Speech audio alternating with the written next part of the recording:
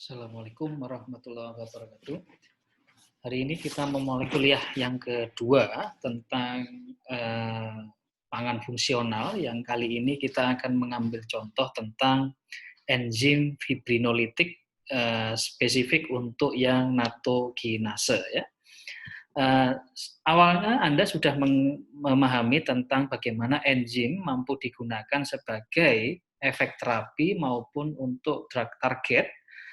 Kali ini kita membicarakan tentang produk yang bisa digunakan sebagai efek terapi ataupun mempunyai kemampuan digunakan sebagai penyembuh, gitu ya.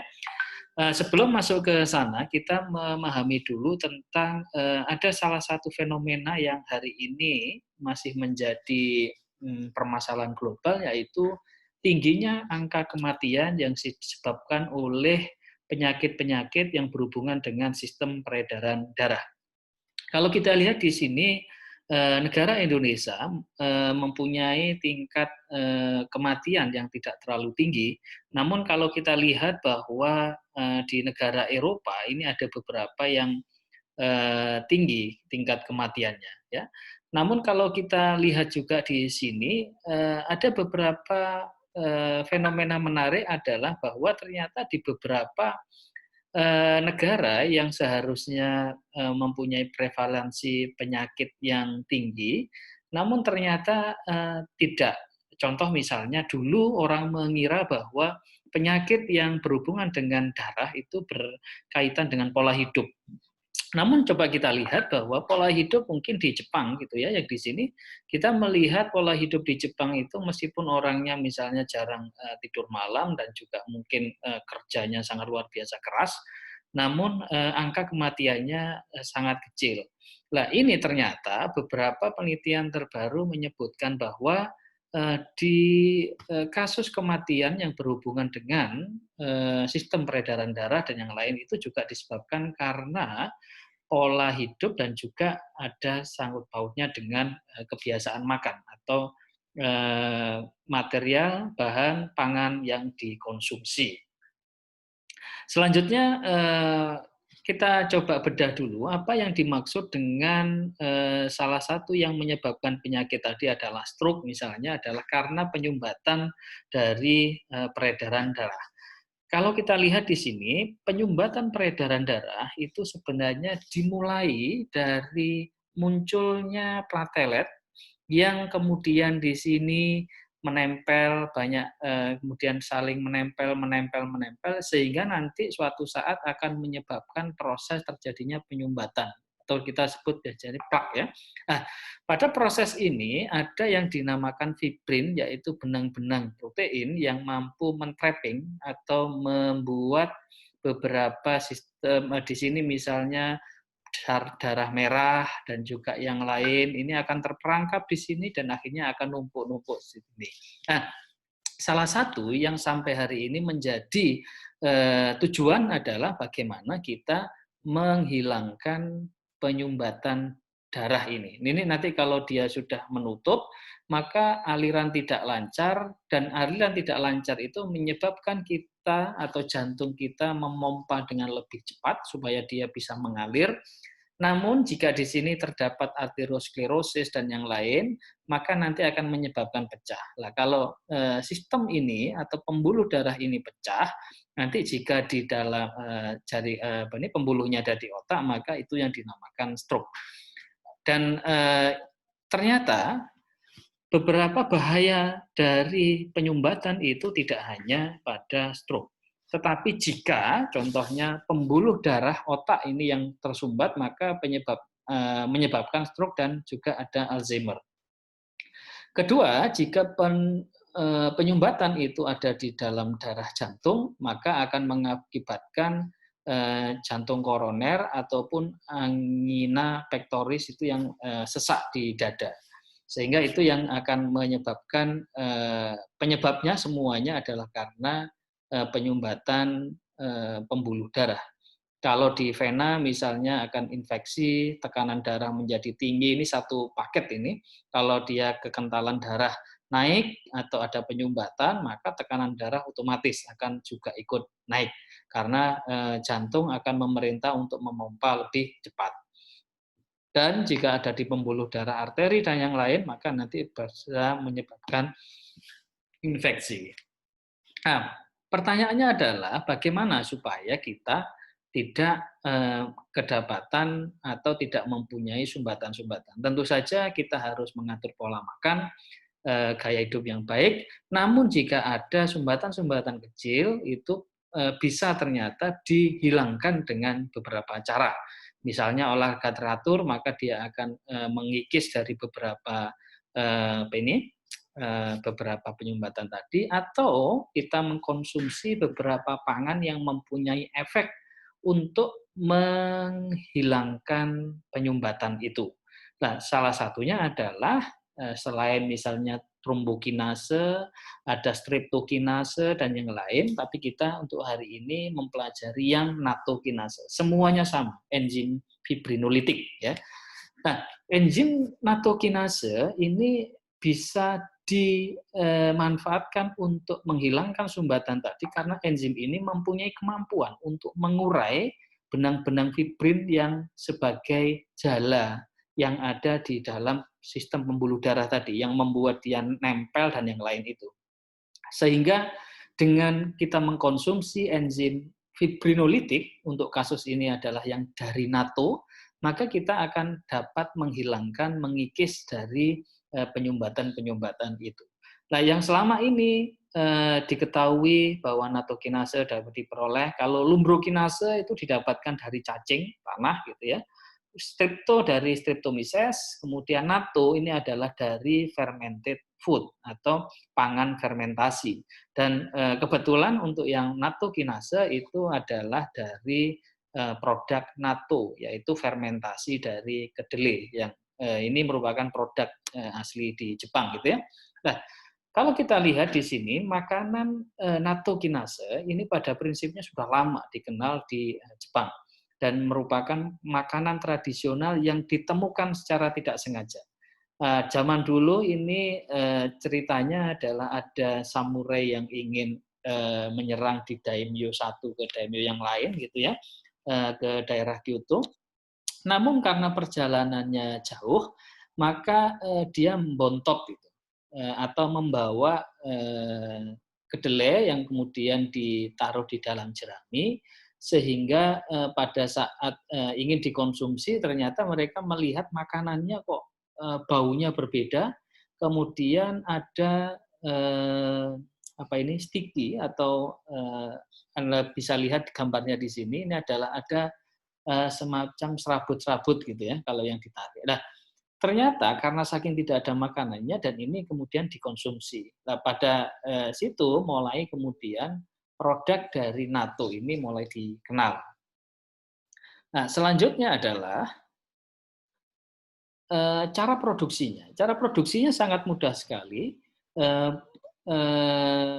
Misalnya Anda mempunyai, kalau di sini itu kita punya tempe, yang di sini ini agak berbeda. Karena kalau tempe itu adalah pengurainya atau yang menjadi bertanggung jawab terhadap tempe itu Jobus. Sedangkan kalau yang di sini, yang produk natto itu yang sebagai penfermentasi adalah bakteri, khususnya adalah Bacillus subtilis subspesies natto. Nanti akan kita bahas lebih detail ya. Jadi kalau di tempe itu bukan bakteri, namun kalau yang ini adalah bakteri. Nah, kalau kita lihat ini adalah sejarahnya ditemukan kapan produk ini mulai dikenalkan adalah pada tahun 1907 ini ditemukan oleh Sawamura bahwa natto itu ternyata mempunyai atau menghasilkan produk berupa enzim protease. Di sini masih belum spesifik karena protease itu bisa macam-macam ya. Bekerja dengan kasein, kasease, bekerja dengan yang misalnya produk yang lain itu juga misalnya proteolitik, protein, maka dia ada protease. Intinya bahwa protease itu kita membahas tentang semua enzim yang aktif pada substrat protein. Nah, kita di sini masih belum tahu. Sampai pada 1925 baru diketahui bahwa protease ini juga mampu menghidrolisis fibrin, ya fibrin. Nah, jadi khusus spesifik pada substrat fibrin. Dan selanjutnya ada Dr. Miyake, kemudian mengkristalisasi, menemukan asam amino. Kemudian pada 1987 ini mulai disebut karena dia ada dari produk natto, maka disebut sebagai nattokinase. Ini sama persis jika Anda misalnya menemukan enzim dari tempe, Anda bisa menyebutkan nanti mempropos nilai namanya menjadi tempease misalnya atau yang lain. Itu sangat memungkinkan. Hanya saja kalau kemarin kita sudah mempelajari bahwa untuk yang sekarang ini kita mempunyai sistem penamaan yang kemarin ya EC1 sampai 6 yang itu Anda harus pahami. Nah, pada konteks ini selanjutnya berlanjut terus sampai pada 2006 ini mulai dipatenkan dan nanti akan setelah ini mampu diproduksi untuk obat-obatan. Nah, masalahnya adalah kalau kita lihat pertama kali dia dikenalkan atau diketahui natto ini punya protease 1907, sedangkan baru bisa dioperasionalkan untuk dijual belikan 2006. Jadi ada sekitar selisih berapa? Hampir 100 berapa tahun itu. Dan ini yang menyebabkan bahwa develop produk itu tidak bisa cepat memang. Tapi harus kita melihat dulu secara detail. Kecuali kalau herbal dan yang lain itu mudah ya, kita buat beras kencur dan yang lain besok bisa dipasarkan. Tapi untuk yang kebutuhan-kebutuhan obat target suplemen itu tidak terlalu bermasalah sebenarnya karena tidak perlu detail. Tapi kalau untuk obat sudah masuk ke enzim nattokinasenya untuk terapi fibrinolitik atau penyumbatan darah, maka harus ada beberapa uji yang tidak bisa cepat untuk dilakukan. Kemudian komponen aktif dari produk natto ini pada prinsipnya sama, seperti yang persis ini sama seperti tempe sebenarnya. Hanya memang ada beberapa yang agak berbeda yang tadi sudah saya bilang bahwa di sini mengandung nattokinase dari Bacillus natto atau sebenarnya ini adalah Bacillus subtilis subspesies natto. Hanya saja untuk mempermudah biasanya Bacillus natto begitu menyebutnya. Sedangkan kita kalau tempe itu juga ada namun proteasenya tidak spesifik pada natto fibrin ya substratnya. Kemudian apakah nattokinase? Natto ini ditemukan oleh Dr. Sumi itu pada tahun 80-an ya. Kemudian dia termasuk pada golongan serin protease, artinya dia mempunyai kecenderungan pH-nya pH asam. Kemudian terdiri dari 275 asam amino yang ada di sebelah kanan itu, kemudian molekular weight-nya atau berat molekulnya itu 27.000 kilodalton atau tepatnya 27.728 dalton. Kemudian mendegradasi fibrin dan mampu menghilangkan proses pembekuan darah. Ini sekuen dari gen. Jika kita mendapatkan informasi ini, maka kita bisa memproduksi dengan sangat banyak sekali produk-produk natto ini, sehingga memudahkan kita untuk overekspresi nanti di cloning maupun di overproduksi di yang lain. Kemudian struktur kristal nattonya itu juga sudah diketahui dan ini adalah struktur dari enzim nattokinasenya dan menghasilkan struktur ini itu nanti digunakan untuk mengecek atau membuat model 3 dimensinya seperti yang di kanan ini. Nah ini nanti model 3 dimensi yang kanan ini sebenarnya didapatkan dari data-data struktur kristal yang ada di sebelah kiri. Ya. Kemudian yang sampai hari ini diketahui efek nattokinase itu adalah satu tentu saja sebagai penghilang dari fibrin ya, efek fibrinolitik. Kemudian mengurangi tekanan darah. Ini ada pada jurnal yang ada di bawahnya itu ya. Kemudian menurunkan kepekatan atau kekentalan darah, kemudian menghilangkan kumpulan platelet sehingga disebut anti-platelet aggregating activity, kemudian memperbaiki peredaran darah, menurunkan plasminogen aktivator inhibitor tipe A1. Ini yang harus dipahami. Nah, sekarang saya akan menjelaskan ini yang sangat penting bahwa bagaimana, misalnya ada pertanyaan, bagaimana natokinase ini mampu menghilangkan, mengurangi penyumbatan dalam darah. Itu ada 3 mekanisme, dan ini harus Anda pahami betul ya, karena ini mungkin biasanya ya kalau kebiasaannya ini yang akan dikeluarkan di ujian. Ada 3 mekanisme dasar ini yang akan terjadi.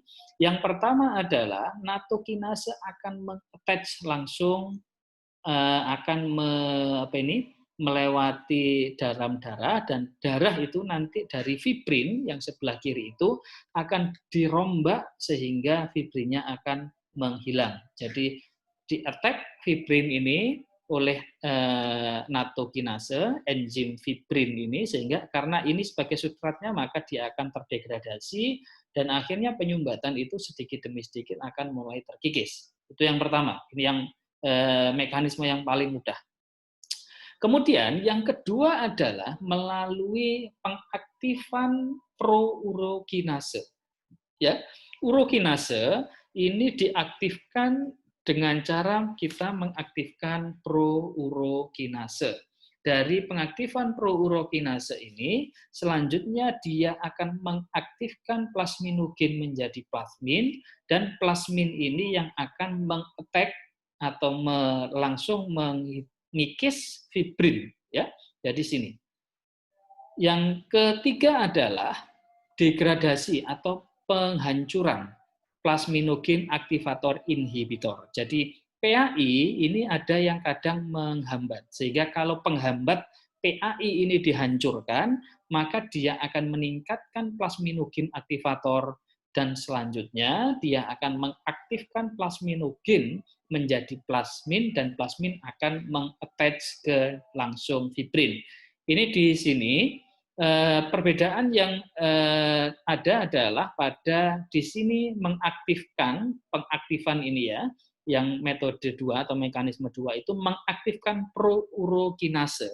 Sedangkan yang metode 3 atau mekanisme ketiga justru menghilangkan atau merusak plasminogen aktivator inhibitor. Jadi Anda fokus ke inhibitor. Jadi ini penghambat plasminogen aktivator ini yang dirusak, sehingga dia akan meningkat, dan kalau sudah sampai sini ini sama, plasminogen diaktifkan menjadi plasmin. Jadi di sini ini pengaktifan, apa yang diaktifkan adalah pro-urokinase menjadi urokinase, kemudian mengaktifkan plasminogen. Jadi di sini natokinase pengaktifan, kemudian yang di sini pengaktifan. Kalau yang di sini degradasi, ini pendegradasian, perusakan, kemudian baru di sini pengaktifan. Jadi sama kalau sudah di sini. Ini adalah mekanisme dasar yang harus Anda tahu ya.